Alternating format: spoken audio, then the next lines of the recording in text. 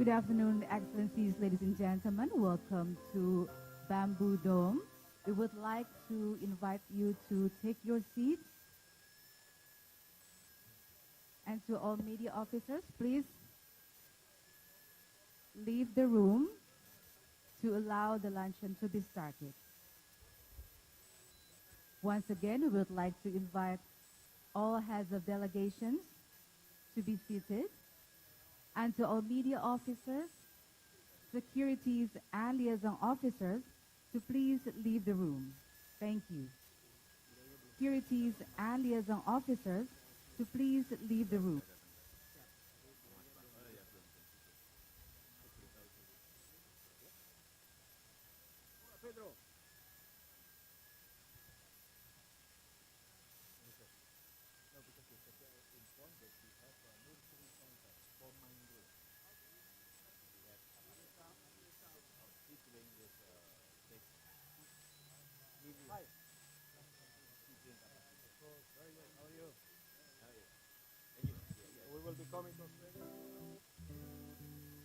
Ladies and gentlemen, once again, we would like to invite all heads of delegations to please take your seats, and to all securities, liaison officers, and media officers to please leave the room to allow the luncheon to be started.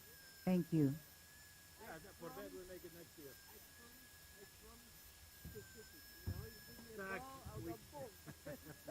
Excellent.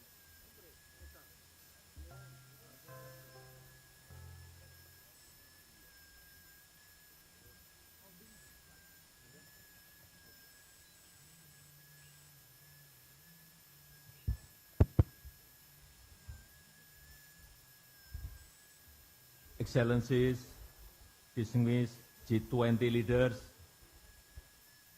welcome to this luncheon. At this lunch, I have two guests that I wish to invite to speak. First, President of the IOC, Mr. Thomas Bach, and the second, President of FIFA, Mr. Gianni Infantino. Now I would like to invite Mr. Thomas Bach to deliver his speech. The floor is yours, Mr. Bach. Thank you very much, Your Excellency Joko Widodo, President of the Republic of Indonesia and Chair of the G20 Summit. Your Excellencies, please allow me first of all to thank our gracious host, President Joko Widodo, for the great honor to be able to address you, the world leaders. I applaud him for choosing its motto for this summit, Recover Together, Recover Stronger, which perfectly resonates with our new Olympic motto, Faster, Higher, Stronger, Together. The global pandemic made it crystal clear how important sport is for our physical and mental health. Sport can save lives. This is why the International Olympic Committee is working closely with the World Health Organization to promote healthy and resilient societies through sport. Olympic athletes are central to this as role models for healthy lifestyles. The excellent cooperation with the governments of Japan and China and our close partnership with the WHO were crucial for us to successfully and safely organize 2 editions of the Olympic and Paralympic Games during the height of the pandemic. During these dark times, the Olympic Games Tokyo 2020 and the Olympic Winter Games Beijing 2022 gave so many people around the world hope and optimism. The countless messages of appreciation from all walks of life are summed up in an excellent way by WHO Director General Dr. Tedros, who said, "The Olympic Games bring the whole world together in solidarity and in a celebration of hope."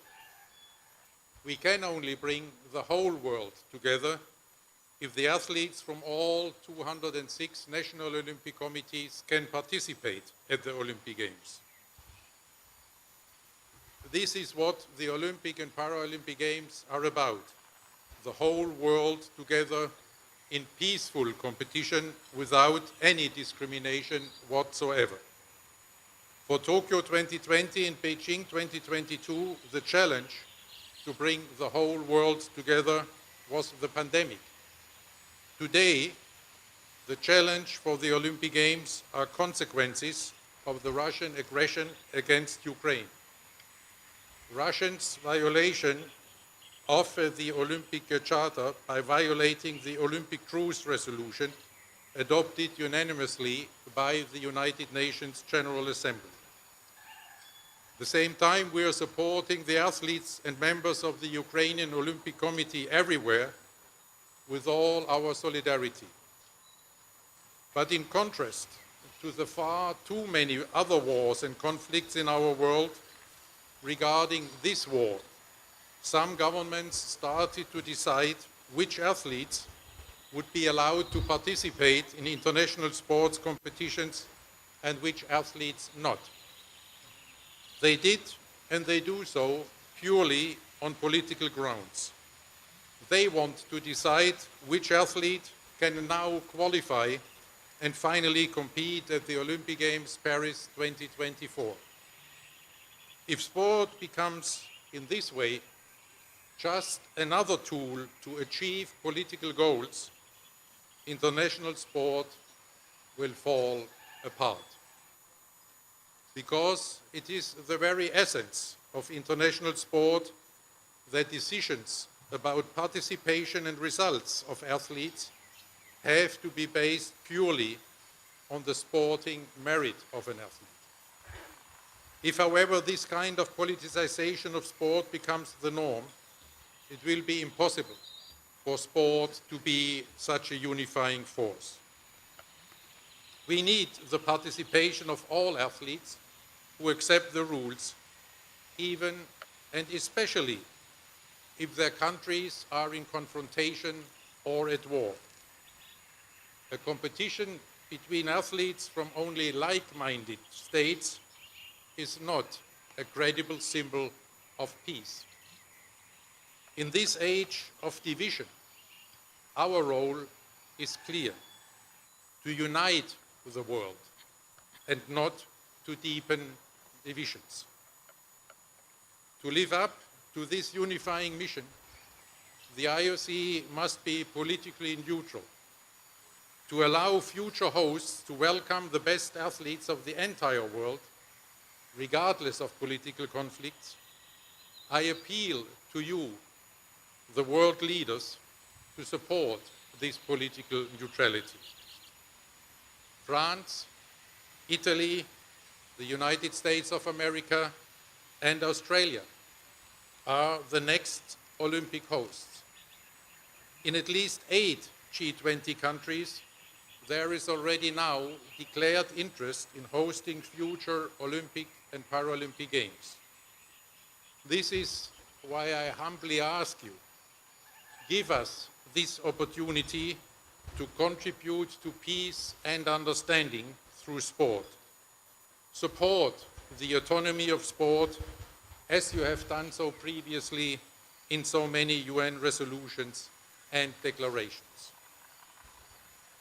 There are not many occasions when all humankind can set aside our differences and come together in peace.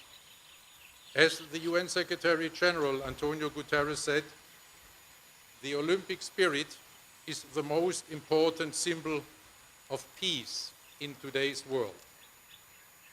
Let us not abandon this precious unifying mission of the Olympic and Paralympic Games in a time when the world needs more solidarity and peace.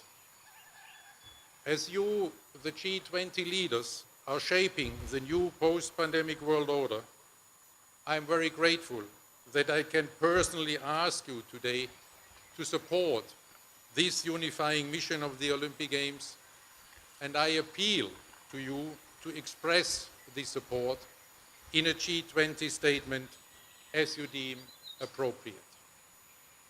In this Olympic spirit of solidarity and peace, I thank you for your kind consideration.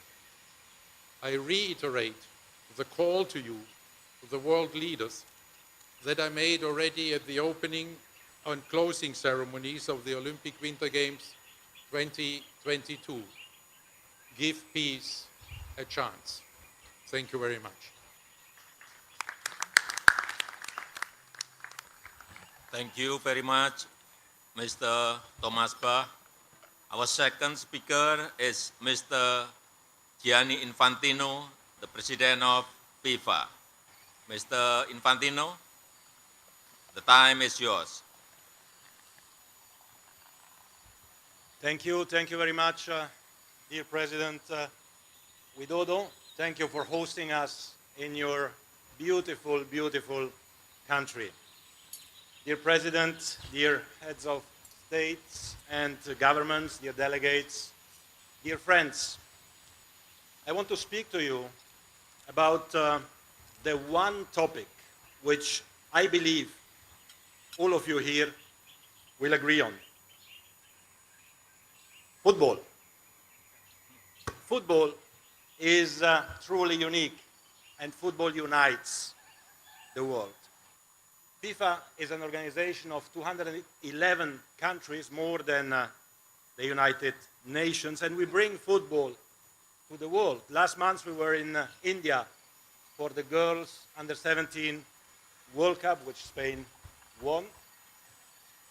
Next year we will return to Indonesia for the boys under-20 World Cup. And we unite the world through football. We encourage countries to come together to co-host events and World Cups. As such, next year we will be in Australia and New Zealand for the Women's World Cup. And then Canada, Mexico, and United States for the Men's World Cup in 2026. But coming to the present, in 5 days' time, the 2022 FIFA World Cup will kick off in Qatar. It is the first major tournament after the pandemic. It is the first time it will be played in the Middle East as well. And I can assure you that Qatar and FIFA have prepared everything to ensure everyone is welcome for a big celebration, and you are obviously all most welcome. And it must be said as well that Qatar made significant reforms over the last few years, also thanks to the World Cup. As a consequence of that, for example, hundreds of thousands of workers enjoy better conditions than some years ago. So 3 million fans will fill the stadiums, and 5 billion people, more than half of the world population, will watch the games on TV. Entire countries will come to a standstill. Now, dear leaders, you are, of course, representing the largest economies in the world. So let me say one word about economics and football. Because you might not know that the global football GDP is almost $300 billion US. And whilst 90% of the fan base of football is outside of Europe, 70% of this global football GDP is produced within Europe. So just imagine the potential for the global economy if the rest of the world would produce even half of what Europe generates in relative terms, and its impact on their respective GDPs all over the world. This would add another 200 or 300 billion in global football GDP. It would add 3 to 4 million jobs for a global football GDP of $500 billion or more US dollars, and this would contribute certainly to narrowing the income gap and growing global wealth, which are yours and also FIFA's priorities. But of course, football is, as you all know, much more than just an economy. Football is also much more than just a sport. It has a huge social impact. You all know what football means to your people, to your countries. It is about passion, it is about inclusion, it is about tolerance, it is about non-discrimination, and it is about education. Football is an investment in our children for our future. And football, of course, as sports, unites the world. And because football unites the World Cup is an occasion to bring people together in peace, enjoy something deeply needed in the turbulent times we live in. 7 months ago in Doha, at the occasion of the World Cup draw, when the world was watching, I made a plea for peace on behalf of the global football community. Today, 5 days before the start of that World Cup, I reiterate that plea. Football is a force for good.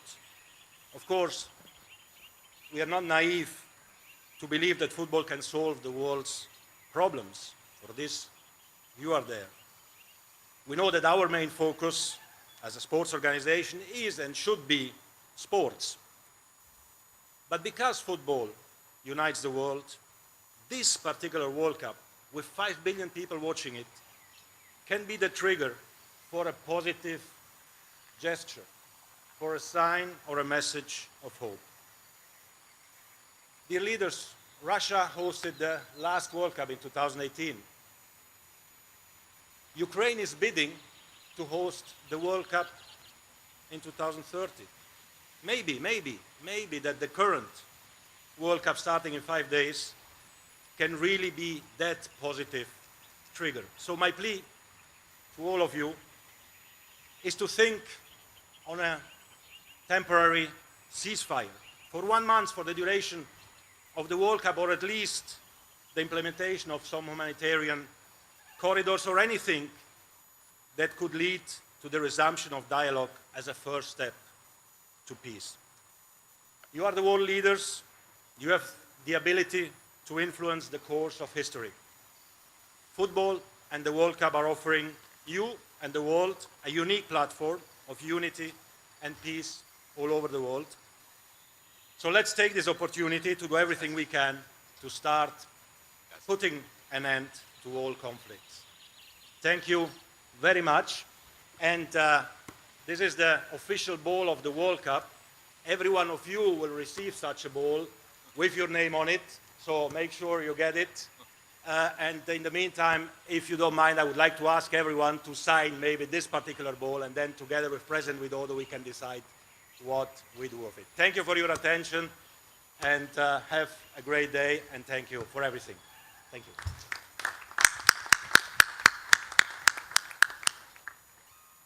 Thank you, Mr. Infantino.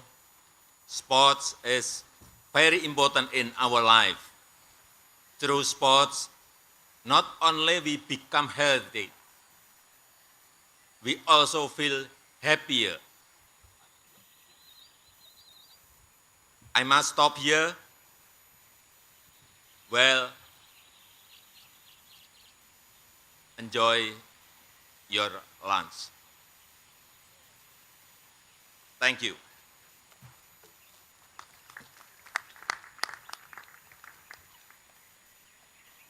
Good. You can start from here to sign it.